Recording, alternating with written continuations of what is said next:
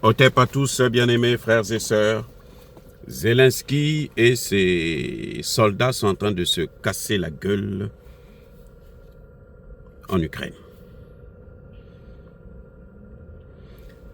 C'est à cause de ça que Trump est en train de mener cette politique agressive. Les amis, Trump veut prendre le Groenland. Le Groenland, c'est un espace qui appartient, un territoire qui appartient au Danemark. C'est un territoire souverain, certes, mais qui est sous contrôle du Danemark. Mais il se trouve non loin de l'Amérique du Nord, si j'ai bonne mémoire. Alors, Trump veut prendre ça. Trump veut prendre le canal de Panama, puisqu'il dit que ça coûte trop cher pour les bateaux américains qui quittent la côte ouest vers la côte est et vice-versa. Et donc, il veut prendre ça pour réduire les coûts. Et puis aussi, pour les taxes. Alors, en fait, il essaie de nous faire croire, aux dingues que,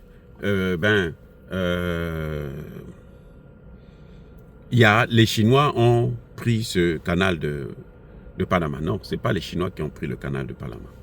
80% des navires qui passent par ce canal-là, ce sont des navires américains. Et Trump veut que ce soit gratuit. Je reprends. 80% du trafic qui passe par le canal de Panama, c'est le trafic des navires américains. C'est le commerce américain qui circule sur le canal de Panama. Vous n'avez que 20% pour le reste du monde, y compris la Chine. Et c'est pour un navire seulement, c'est près de 300 000 euros, quelque chose de ce genre. Donc c'est beaucoup d'argent que les États-Unis dépensent pour ce canal-là. Et les États-Unis veulent faire l'économie de ces dépenses-là. Et il y a aussi l'histoire du Canada. Alors, tout ça, en fait, ce sont les conséquences de l'échec de la guerre en Ukraine. Parce que l'Amérique avait planifié le fait que si l'Ukraine envahit et gagne cette guerre, il coupe la Russie en mini-morceaux et il commence à exploiter les matières premières à la fois en Russie et en Ukraine. Et l'essentiel des matières premières en Ukraine se trouve justement dans le Donbass, la partie que la Russie a occupée, ou est en train de terminer d'occuper. Vous voyez? Donc, du coup, c'est un manque à gagner total pour les États-Unis. Et c'est pour ça qu'ils se disent que non, mais attendez, puisque nous perdons là-bas, il faut qu'on aille prendre en Europe. Donc, en fait, l'Europe, c'est le dindon de la farce dans cette affaire.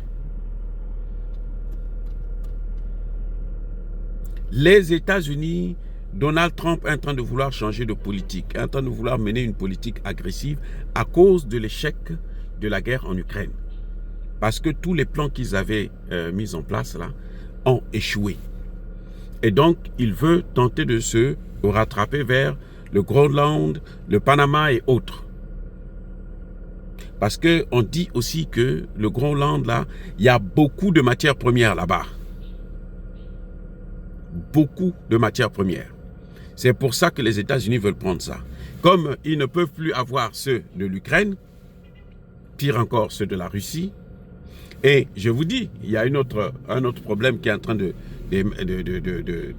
d'émerger actuellement, c'est que l'Ukraine est en train de se disloquer en tant qu'État. Parce qu'il y a une partie, la Pologne veut prendre une partie, la Hongrie veut prendre une partie et la Roumanie veut prendre une partie. Je vous ai déjà dit que l'Ukraine, ce sont ces États-là, c'est la Russie, la Pologne, la Hongrie et la Roumanie. Donc chacun veut prendre sa partie et il ne restera pratiquement plus rien à l'Ukraine en tant qu'État. Ça va être une petite portion enclavée qui ne pourra rien faire. Voilà exactement ce qui se passe, les amis. Là où Zelensky a amené son pays, c'est dans une situation calamiteuse et dramatique. C'est incroyable, mais vrai. Voilà, bien-aimés frères et sœurs. Donc, le fait que les États-Unis avaient déjà misé sur les matières premières, non seulement de l'Ukraine, mais aussi de la Russie. D'ailleurs, une bonne partie du Donbass là, a été achetée par les hommes, les richards américains. Ce sont les Américains qui ont acheté, qui gouvernent, qui ont tout.